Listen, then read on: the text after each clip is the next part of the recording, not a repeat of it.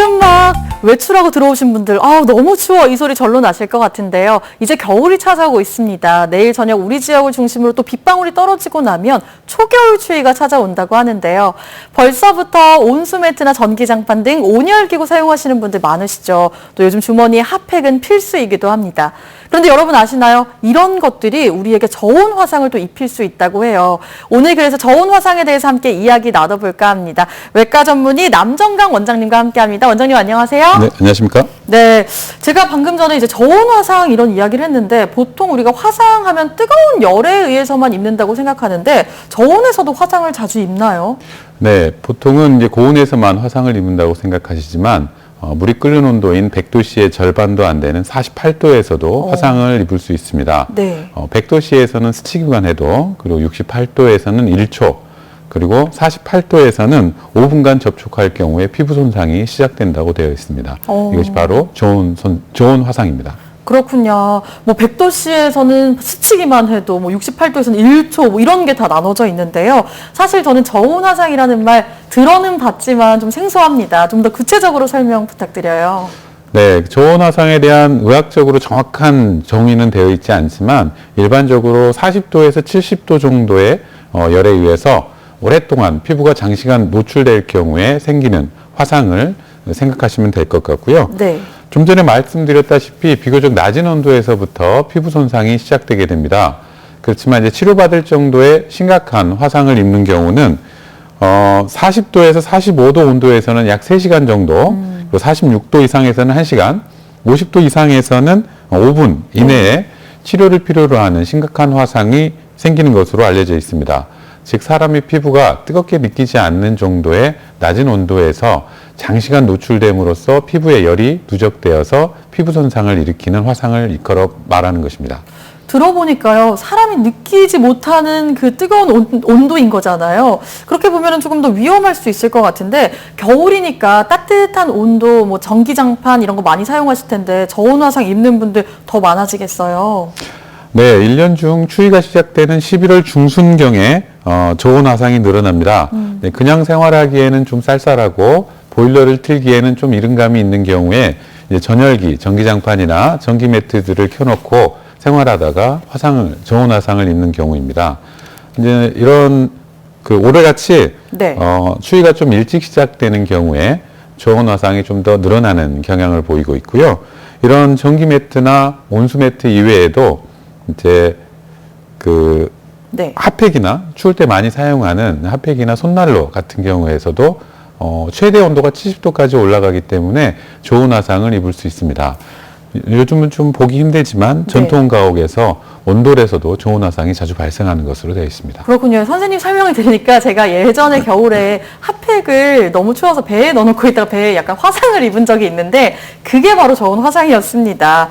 자, 근데 많은 분들은 사실 전기장판이나 온수매트를 좀 뜨겁게 하고 주무시기 때문에 대부분 뭐 등 쪽에 저온 화상을 입을 것 같은데 어떤가요? 네, 그렇습니다. 주로 매트에 직접 닿는 부분인 등이나 엉덩이, 허벅지, 종아리나 발뒤꿈치, 복숭아뼈 이런 부분에 주로 발생하게 되고요. 네. 저온 화상이 있게 되면 이제 화상의 정도에 따라 다르지만 붉게 변한다거나 때로는 하얗게 변할 수 있습니다. 그런데 이제 저온 화상을 입는다 하더라도 감각이 좀 둔해지는 것 이외에 통증이나 별다른 증상이 없기 때문에 물론 가끔은 이제 물집이 처음부터 잡히는 경우가 있지만 대부분은 아무 증상이 없기 때문에 환자들은 본인이 저온 화상을 입었는지조차 모르게 됩니다. 네. 그래서 이제 며칠 지난 다음에 피부가 까진다거나 해서 통증이 생기면 며칠 지나서 병원에 치료받으러 오는 경우가 대부분입니다. 근데 제 생각에는요, 보통 우리가 뭐 전기장판이나 이런 걸 좀 뜨겁게 해놨을 때는 그 살이 좀 아프거나 이렇게 좀 느낌이 와서 좀 피할 것 같은데 그런 게 아닌가 봐요. 네, 대부분의 정상적인 상태에서는 이제 열이 가해지게 되면 뜨거워지면 시원한 곳으로 피한다거나 아니면 전열기를 이렇게 없는 곳으로 피하기 마련인데요. 네. 매우 피곤한 상태에서 잠이 든다거나 아니면 술을 마신 상태에서 전열기를 켜놓은 채로 잠이 들 경우 급속도로 갑자기 깊은 잠으로 빠져들면서 감각이 둔해지기 때문에 저온 화상이 발생하기 쉽습니다. 또한 밖의 활동을 많이 하는 경우에 추운 곳에서 오래 있다 보면 몸이 얼어서 감각이 둔해지기 마련인데요. 외출 후에 바로 돌아오셔서 전월기를 켠 채로 잠이 든 경우에 또 저온 화상이 자주 발생합니다. 네, 저희가 이제 뭐 전열기, 온열기구 사용할 때 화재 좀 조심하자 이 생각만 하는데 이제는 저온 화상도 입을 수 있다는 걸 좀 주의하셔야 될 것 같습니다. 자, 이런 저온 화상의 경우 일반적인 고온 화상과 비교해 봤을 때 좀 어떻게 다를까요? 네, 저온 화상의 경우에는 그 특성상 낮은 온도에서 오랫동안 노출되는 경우이기 때문에 화상 면적은 좁은 대신 더 깊게 화상이 남게 됩니다. 고온 화상에 비해서 저온 화상의 경우에는 한 80% 정도가 2도 심재성 화상에서 3도 화상인데요. 네. 2도 심재성이나 3도 화상은 이제 피부의 가장 바깥층을 표피라고 하고 그 아래층을 진피라고 하는데 표피를 포함한 진피가 모두 손상된 경우로 이런 경우 영구적인 흉터가 남거나 아니면 피부 이식이 필요한 경우가 대부분이라고 볼 수 있습니다. 그렇구나. 그러니까 저온 화상이 고온 화상에 비해 더 깊은 상처를 남긴다는 건데 굉장히 위험하게 느껴지는데요. 만약 저온 화상이 발생할 경우 자, 병원으로 가기 전에 우리가 좀 응급처치를 좀 할 수 있을까요? 네. 불행히도 그 저온 화상의 경우에는 응급처치가 없습니다. 네. 이제 저온 화상의 경우에는 본인도 화상을 입은지 모르고 지내다가 며칠이 지난 다음에 이제 피부가 까진다거나 해서 병원에 오기 때문에요. 이제 보통 우리 화상의 응급처치라 그러면 이제 쿨 마사지라고 해서 피부를 시원하게 차갑게 해줌으로써 아직 남아있는 열기나 이런 화기를 제거해 줌으로써 추가적인 피부 손상을 막아주는 응급처치인데요. 네. 이런 쿨 마사지 같은 경우에는 화상을 입은 지 2시간 이내에 해주어야 효과가 있는 것으로 되어 있습니다. 근데 저온 화상의 경우 대부분 이제 며칠이 지난 다음에 병원을 오시기 때문에 이런 쿨 마사지 같은 게 별 의미가 없습니다. 이미 그 피부 손상이 다 진행된 것으로 되어 있습니다. 이런 응급처치보다는 저온 화상을 입었다는 걸 알게 되면 즉시 병원에 오셔서 전문적인 치료를 받는 것이 현명할 것으로 보입니다. 그렇군요. 근데 사실 어른들이야 이제 뭐 물집이 생긴 거나 조금씩 이제 표시가 난다면 바로 병원에 갈 수 있지만 좀 아이들의 경우에는 저온 화상을 입었을 때 표현이 잘 안 되기 때문에 더 위험할 것 같아요. 이런 경우에는 또 어떤가요? 네, 소아의 경우에는 이제 피부가 약하고 또 체중에 비해서 체표 면적이 넓기 때문에 조금 더 같은 온도의 화상이라도 더 깊게 남을 수 있고 그리고 수분 손실이 많기 때문에 초기에 더 적극적인 치료가 필요한 경우가 더 많습니다. 네. 더욱이 이제 환자 소아 화상 이송 과정에서 화기를 빼기 위해서 뭐 젖은 담요로 싼다거나 수건으로 쌀 경우 체표 면적이 넓기 때문에 저체온증으로 더 잘 빠지기 때문에 매우 조심해야 됩니다. 소아 화상이 발생할 경우 저온 화상이건 고온 화상이건 반드시 초기에 병원으로 바로 후송해서 초기부터 적극적인 치료를 하는 것이 좋습니다.